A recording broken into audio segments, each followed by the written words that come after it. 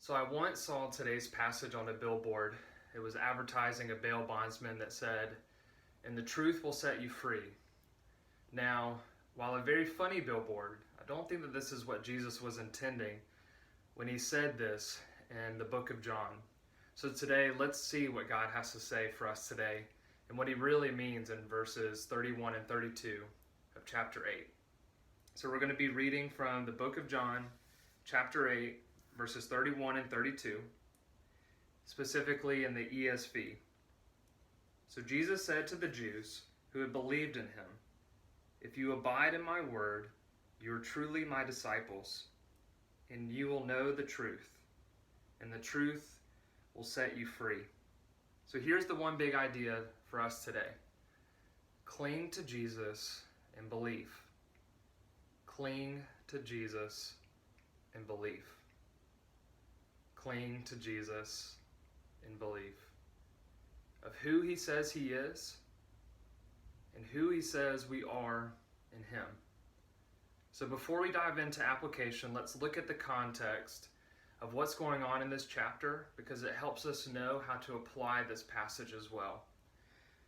So we see in the beginning of chapter 8, we see the account of the adulterous woman. You may be familiar with this chapter where the Pharisees brought a woman caught in adultery to Jesus.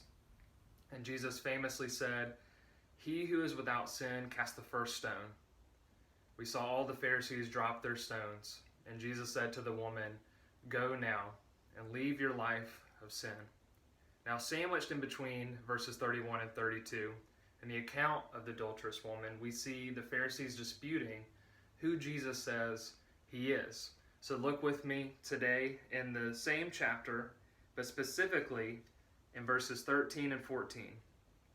So the Pharisees said to him, "You are bearing witness about yourself. Your testimony is not true." But Jesus answered to them, "Even if I do bear witness about myself, my testimony is true. For I know where I came from and where I am going. But you do not know where I come from or where I am going." Jump down to verses 24. Jesus said, "I told you that you would die in your sins. For unless you believe that I am he, you will die in your sins." And now verse 30 is key for us today. This is who I hope for us today. This is who I want us to be today. So verse 30, as Jesus was saying these things, many believed in him. So again, today, are you going to be someone who clings to Jesus in belief? Are you going to cling to Jesus in belief of who he says he is and who we are in him? Now, for as long as I can remember, I've struggled with OCD. Now, for me, that doesn't look like washing my hands countless times or spending a couple hours making sure that the front door is locked before I go to work. For me, it's often getting mentally, emotionally, and spiritually stuck on something. So, for example, if I fail to have a personal Bible study in the morning, then it's not just a day that I didn't do it, but I'm a terrible Christian, that God does not love me anymore, that I need to somehow make it up to him. The same goes true if I sin in certain ways. I've got to somehow make it up to him, that I can't preach the gospel, that I can't live a life for him and live in belief because I have failed him, because I'm a disappointment to him. If I make a mistake at work, it's not just a mistake, but I'm a terrible employee, and I need to go ahead and start packing my bags and planning for the future of what job I'm going to have.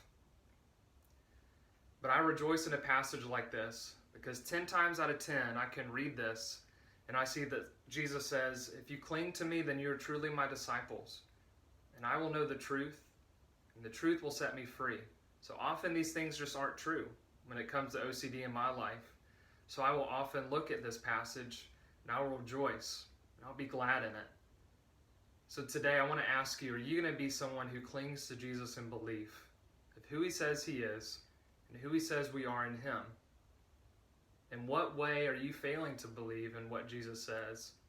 That you read this and you say, "Yeah, that I've heard that before, but is that really going to happen in my life today?" So what does that look like for you?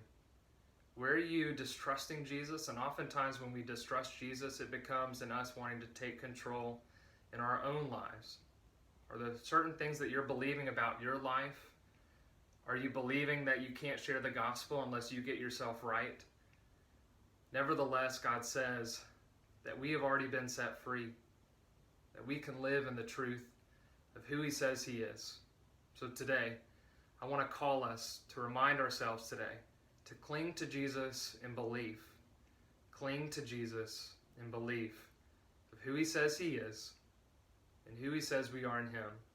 Thank you for the opportunity to let me share today. Go in peace, and let us honor and glorify God with all of our hearts, minds, souls, and strength today. Have a good one.